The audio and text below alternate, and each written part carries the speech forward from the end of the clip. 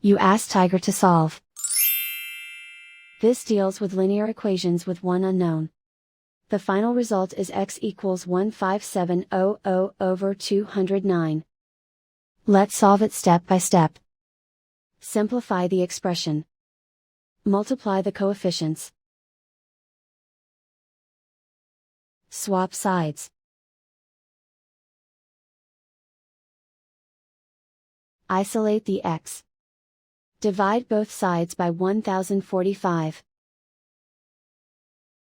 Simplify the fraction. Find the greatest common factor of the numerator and denominator. Factor out and cancel the greatest common factor.